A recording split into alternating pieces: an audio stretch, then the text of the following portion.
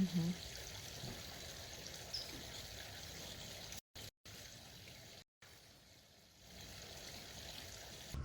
Hi everybody, this is Patty from Flower and Flower, and today I'm just going to do a short and sweet video on weeds.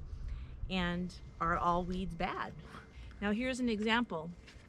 This is called garden vetch, and garden vetch grows very fast and heavy, and it actually has tentacles, and it will climb all over your existing plants. And yeah, you don't want that to happen, right? But actually, what you want to do is you want to take, if you get garden vetch in your garden, it's also known as a nitrogen fixer.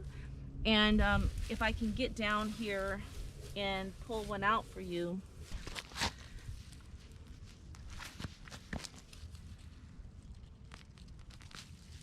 Okay. So this is a small sample of the garden vetch, but if you look very carefully, you'll see these nodules on the end here, and those are nitrogen. And what it does is it puts nitrogen back into your garden, and nitrogen is one of the 3 essential components to a healthy garden. It helps you to, have healthy green plants.